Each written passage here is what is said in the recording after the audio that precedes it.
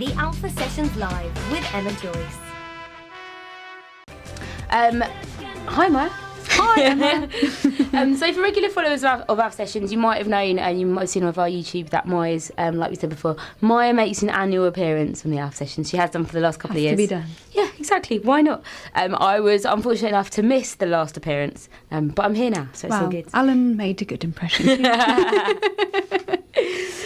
So let's talk about your recent EP called Inside Out. Oh, yes. You've gone to the other end of the spectrum. Yes, good in terms of your music until now has always been quite dancey and quite basic, hasn't it? And this goes to be quite, I want to say acoustic, quite chill. It is only acoustic. There you go. It's only piano. What made you go that way? Well, I've always played piano. Okay. I've played since I was 4 years old. Very, very badly back then. I hope the EP has progressed since the 4-year-old me has played piano. Over the years, I've uploaded the odd kind of improv piece, and I always had a fairly good response to them. Yeah. So I thought, why not just make like a 5-track EP, and just kind of recorded it from in the space of maybe 6 months, and then it was another 6 months to get it mixed and mastered, and then get everything out for the release. And were they tracks that you had already had in your back catalogue, or were they written especially for the EP?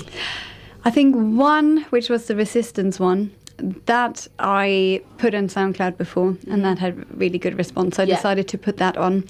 And the others, they just came at moments of inspiration in time. So it's not something I sit there and be like, oh, I'm going to write a song, I'm going to play the piano, and I'm going to record this. It usually starts with me just having fun on the piano, coming up with a theme or a certain mood I'm in, and then just plug the mic in and just play it. And that's it. Like, if I'd have to play them back now, I'd have to actually learn them. Oh, really? Because it's literally just what's in my head and coming into my fingers and out into the piano. But do you not write it down? No. so Logic does it's it for kind me. of like it's kind of like instrumental improv. It literally is that. Instrumental improv. That's quite cool. To sit down and play. And I mean, I do some editing, obviously. Yeah. You've got to make it sound good and take some of the bad notes out, maybe. You might want to speed it up or slow down, that kind of thing. That all can be done in the after production. But the idea and the play-in usually just gets done. Cool. In one go. And do you have a preference? I know that, like I said, you've gone from like one end of the spectrum to the other. Do you prefer doing the chilled piano-y stuff, or do you prefer doing the more dancey stuff? To perform, I definitely prefer to do the more dancey stuff. Okay. I like to get involved with the performance. Yeah. I don't enjoy just, I don't know, sitting there. Yeah, fair enough. I've done acoustic gigs where I also sing. I've never actually done one where I just improvise that. Yeah. That would be a whole other thing. Would you do I'm that? not sure. I would with the right audience. I'm not sure who would hire me to do that, just to sit there and, I don't know, let my emotions out in front of people. I can think of plenty of people. It sounds great. Maybe. That would be a good experiment to see how people would react. They'd have to be in a certain kind of mood, I think, to actually sit there and just listen to me play. It's something I love doing personally, and it's nice to share it in the form of an EP or a track online with the world.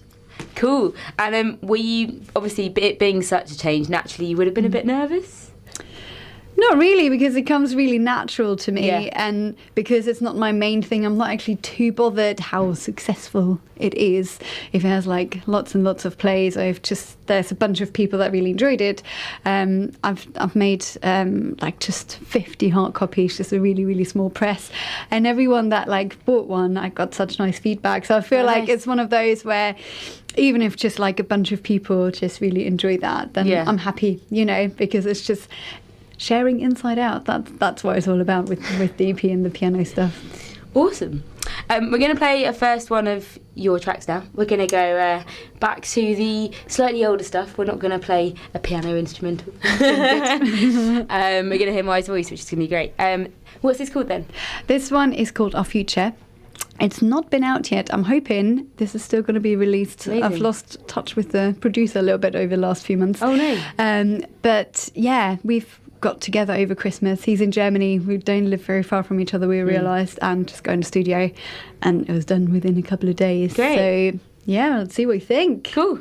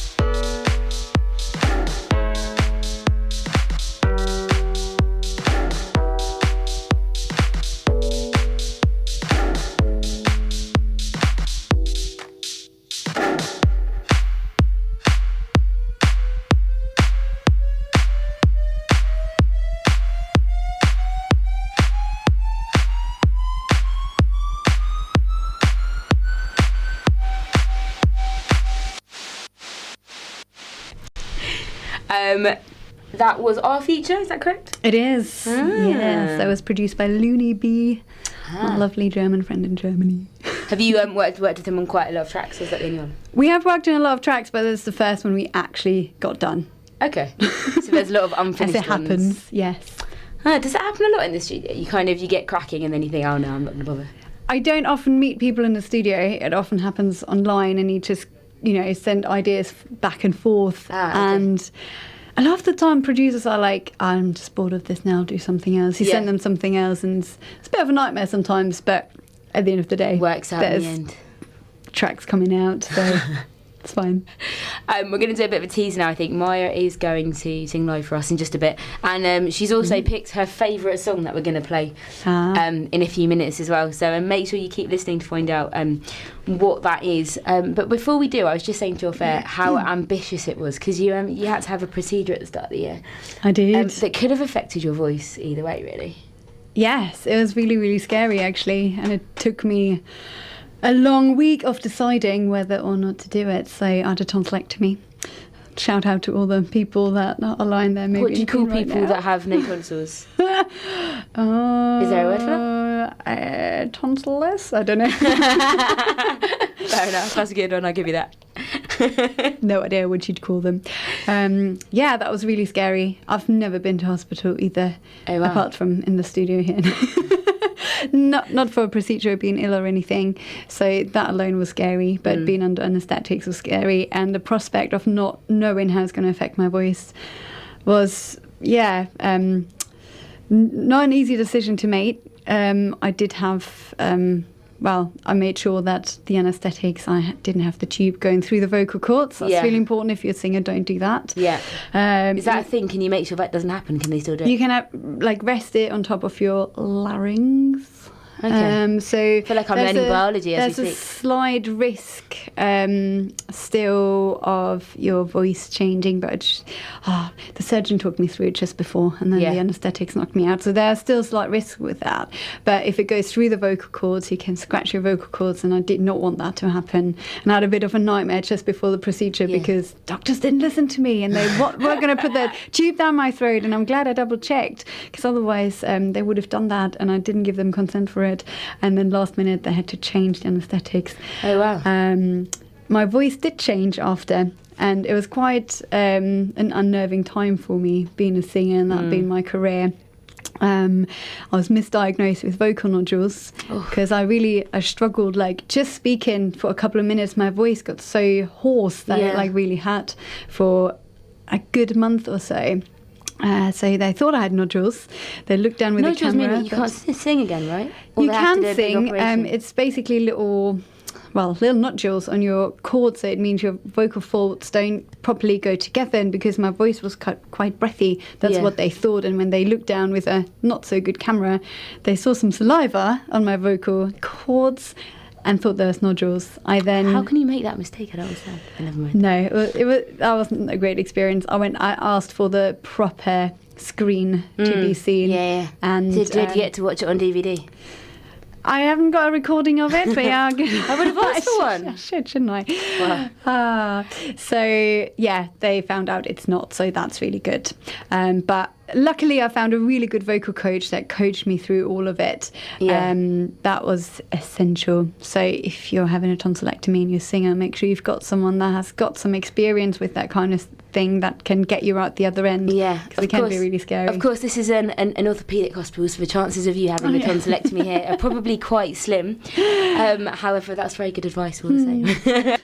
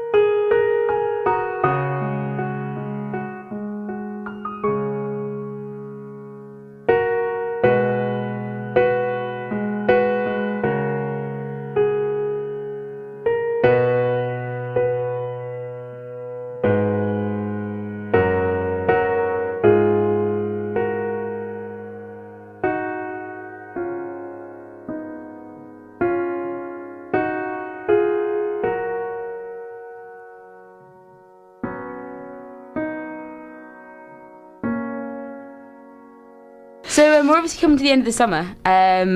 You've done lots of gigs and festivals and stuff. A few. Just a few. Have you got any highlights? Any highlights? Let's see.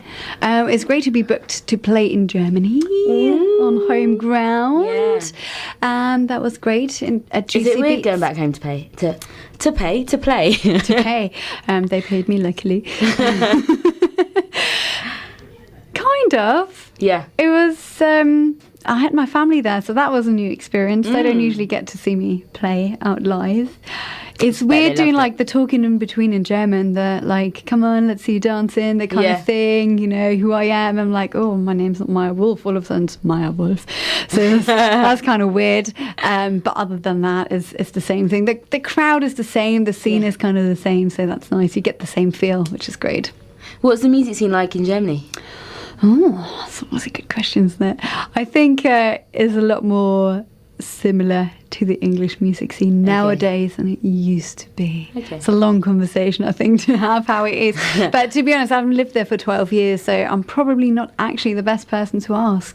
I'll find another German then. Exactly. Find one that's more recently moved. But they're releasing some really, really great electronic artists right now. So that's all I can say. Good. Producer Alan and I were talking about this the other day. You've got a ridiculous Twitter following. Oh, yeah. In terms of numbers. I think I saw something like nearly 50,000. Nearly. Like 49 something. Something like that. How on earth did you manage that? I invest a lot of time into Twitter. I think he asked me the same question last time, actually. Oh, really? I was flabbergasted. I was like, what?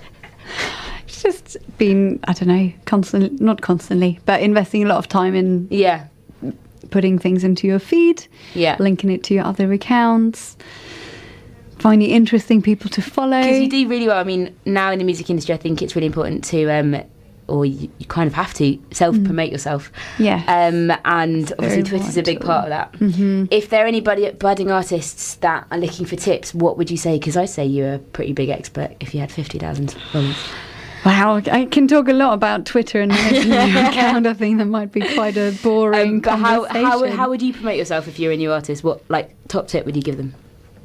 Keep on top of your social media and that's a big thing. Put good quality stuff out there and interact with the people that like what you do. I always make a note who interacts with me, so I think that's quite a good thing to do, knowing the people that say that they like your music and keeping in touch with them.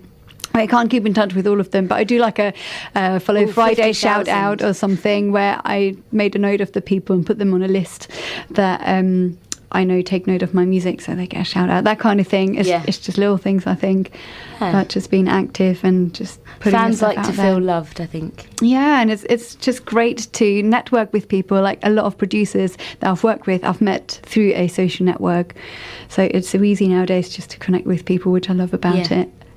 Cool. And what's next for Maya? What is next? That is a really good question because I played my last festival yesterday. I had the piano EP out. I had like a couple of releases out since I last saw you. Yeah. The next thing for me, I'm not sure how this is going to pan out yet, but I think I need to find someone to do like a Maya Wolff EP with. So I've been featuring with lots of producers, so I feel I need to find my own kind of bassy sound. What's your criteria? My criteria is that they're good at producing and innovative and up for like trying new sounds, but are just good producers and know how to work with vocals. So if anyone's listening that's a good producer, get in touch with Maya. So that'll be the next thing, I think, to try and get my own EP out. Cool. That's not piano, that's just bass. I say just. Definitely Maya. It's just me. And for those of you that have heard from you for the first time today, where can they find out more about you? So, online? Yep. If you turn up at my house, I might not be so pleased. I might, who knows? I'll give you that. If you bring me ice cream, I might let you in. They're good for the tonsils or no tonsils? Sorry? I said they're good for the throat, ice cream. Yes. No, actually. Yes and no. Ice is good for the tonsillectomy, but they advise you not to have ice cream because the sugar can cause infections. Thank you, doctor. Well, there you go. You remember that. So www.mayawolff.com, MAYAWOLFF. Yes. That's the website. That's got all the links. Twitter @ Miss Maya Wolff. Same for Instagram. Facebook is Maya Wolff Music. And then you've got SoundCloud and YouTube, which is just Maya Wolff. Just put Maya Wolff into Google and it'll come up Everything with the will first come 15 pages or And so. it's Maya Wolff with 2 Fs, not 1, right? 2 Fs and a Y and 2 Yeah. A's. 2 A's, 2 Fs. Perfect. A Y. Thanks so much for coming in, Maya. Oh, thanks so much for having me again. It's a pleasure.